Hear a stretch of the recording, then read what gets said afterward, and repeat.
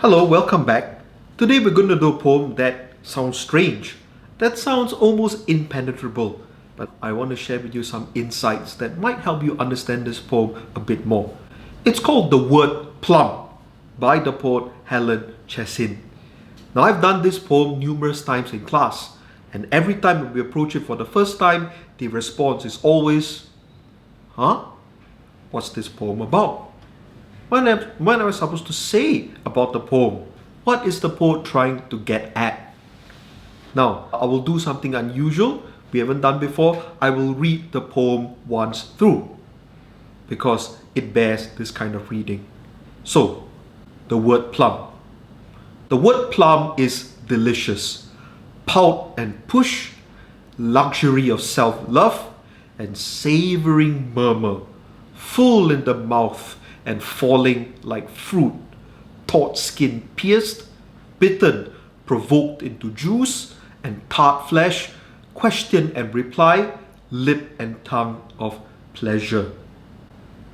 What's the theme of the poem, you might say? What is the poet again trying to get at? What is the hidden meaning behind this poem? Well, it's there staring you in the face in the first line. The word plum is delicious. Now note, it isn't plum is delicious. The poem starts with the word plum is delicious. Now, what's delicious, what's to be savored is the word plum. It's not that the fruit isn't delicious, but the poet is trying to say, perhaps even counterintuitively, the word plum is delicious. Now you might say, how can we have this sensation of deliciousness? It's just a word. The word delicious refers to the actual plum, not the word. But look at what the poem is trying to say. The word plum is delicious. In other words, saying the word plum is an experience in itself. Pout and push.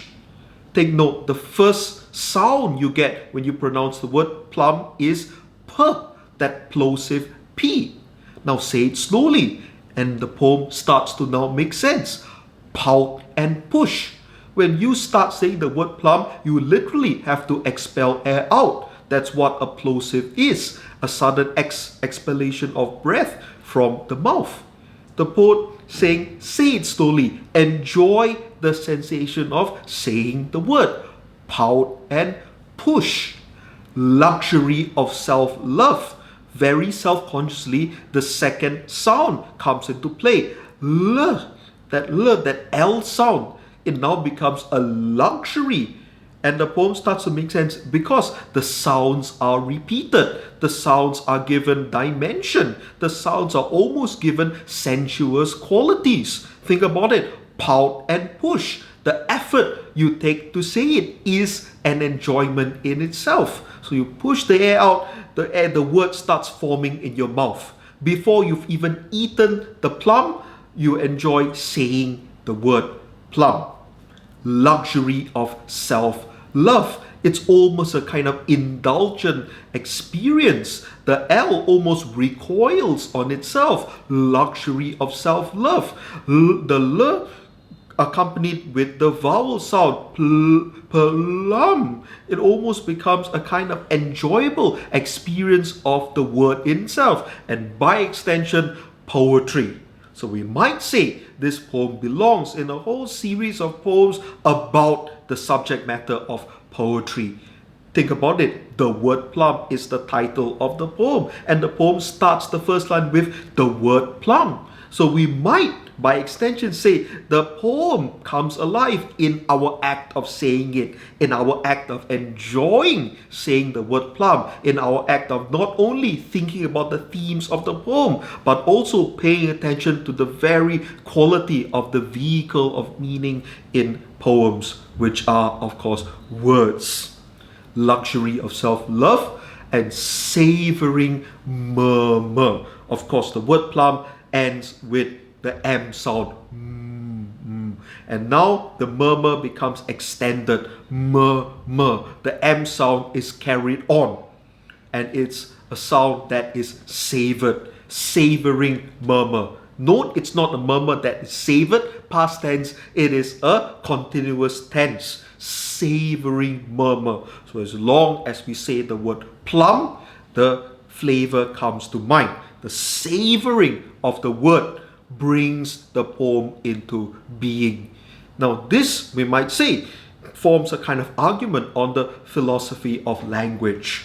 What is one of the aspects of the philosophy of language? It is this: which comes first, the word or the thing? Common sense will tell you, hey, the thing comes first. After all, how does a baby learn words? You might say by pointing, by using words as a kind of placeholder. In other words, you see the thing first, and then the word comes secondary to it. The word becomes a sort of label that you stick onto the thing, and there we've learned language. Now, this is one, of course, a commonsensical way with which we might think of how language is learned. So, in this view, the thing comes first. Reality comes first. Language is a secondary addition on to the world of things. Now the poem and the poet wants us to think in the opposite way, because surely it is not now the thing plum that is delicious, it is the word that becomes the primary depository of all these wonderful sensory emotions that come out by the saying of the word plum. Full in the mouth and falling like fruit. So the word now becomes full in the mouth. Saying of the word is almost like the eating of the plum. It is full in the mouth, just like how the word is full in your mouth and falling like fruit. So the ripeness of the plum is once again compared to the ripeness of the word that comes out from a thought that materializes through our act of saying it. So if the plum tree gives birth to the plum, we give birth to the language of the poem. Like fruit, taut skin, pierce, bitten. So biting into the plum is like piercing the taut skin. Saying the word is also, by extension, a piercing, a biting, a releasing of the word. Provoked into juice. Note the quality of the verbs here. It's almost harsh. Pierce, bitten, provoked. We must do something to the plum. We must bite it, and then the juice comes forth. And so therefore, by saying the word, by consciously thinking about the words we use and using them in the most beautiful way, which is poetry, and emotion gets provoked into being. How we bite and we pierce. Something stirs in the reader. Once again, we might say this poem becomes a metaphor almost for the relationship between poem, author, and reader. So when the readers read the word plum, read the poem, something is provoked into existence. And this is the juice of the poem. The juice of the plum, the meaning of the poem, we might say. Tart and tart flesh. So it's a sensory assault.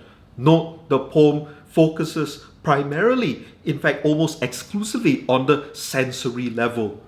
We've got words like savor, we've got words like bitten, we've got words like flesh, and we've got descriptors like tart. So we've always been told by our culture, by our society, to privilege intellect over sensation, to privilege reason over emotion, because reason is after all something we might say, right, a nobler, more lasting than the sensation are.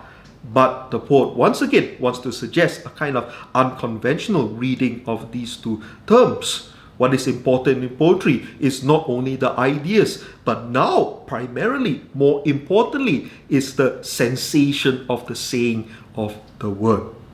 Tart flesh, question and reply, lip and tongue of pleasure. Reply, lip. So the per sound doesn't go away. In fact, throughout the poem, there is a repetition of the plosive sound. Pierced, provoke, reply, lip. So the poet once again, doesn't want us to forget about the sound of the word, again, about the saying of the word. Lip and tongue of pleasure. So how do we get pleasure? How do we get some kind of meaning out of the poem? How do we enjoy the poem? We must say it. So the last stanza focuses on the organs of the mouth, lip and tongue of pleasure. So enjoying a fruit is a sensory experience. Enjoying a poem also is a sensory experience. Thinking about a poem, talking about a poem, reading a poem, all these involve us in many kind of different ways. All these involve us in all sorts of ways in which we try to unpack, we try to understand, we try to derive significance, meaning. And now the poet is trying to say how we derive pleasure from poetry. The word plum is the poem, and it's also the vehicle through which the poem comes into existence, the vehicle to which the poem starts to take on that added dimension of meaning, that added dimension of significance. Not prior to our enjoyment of it, but as a necessary complement of the sheer pleasure of saying the word plum. Hope this gives you a better insight into the poem. It's a wonderfully indirect poem, and I do hope you start to see now how a careful reading of the poem yields unexpected surprises, just like the biting of a plum. This is how to read a poem. Thank you.